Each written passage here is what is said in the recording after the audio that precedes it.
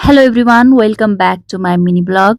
तपाईँहरूले आज म एउटा यस्तो म्याजिकल होम रेमेडी देखाउन गइरहेकी छु जसले मेरो हेयर फल र ड्यान्ड्रफको प्रब्लमलाई कम गरेको छ। मेरो यो धेरै पुरानो समस्या कपाल झर्ने र चायाँ एकदमै धेरै कपालमा भएर म वाक्क दिक्क भइसकेकी थिएँ अनि हेयर फल रोक्नका लागि मैले यो मोरिङ्गा हेयर प्याक प्रयोग गर्न थालेको 2 दिन मात्रै भएको छ।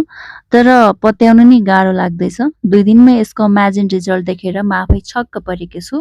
हेयरफल निकै कम भएको छ र ड्यान्ड्रफ पनि एकदमै सफा भइरहेको छ। मोरिङ्गामा पाइने जिङ्क, प्रोटिन र भिटामिनले गर्दा कपाल एकदमै स्ट्रङ र साइनी पनि देखिने रहेछ। मलाई त यसको नतिजा सोचेभन्दा राम्रो लागेको छ। त्यसैले तपाईँहरू पनि यदि मेरो जस्तै समस्यामा हुनुहुन्छ भने यो प्रयोग गर्न सक्नुहुन्छ। पहिला चाहिँ यसको पातलाई भिजाएर यसलाई मिक्सरमा पिस्ने र थोरै नरिवल तेल मिक्स गरेर यसलाई कपालमा मसाज गर्ने र आधा घण्टा राखिसकेपछि यसलाई धुने।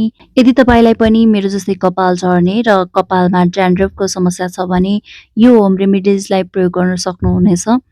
एकदमै राम्रो रिजल्ट आएको छ मेरो, त्यही भएर तपाईँहरूलाई पनि सेयर गरेको हो। यदि भिडियो मन पर्यो भने सब्स्क्राइब र सेयर गर्न नबिर्सिनुहोला। फेरि अर्को भिडियोमा भेट्नेछौँ। By by.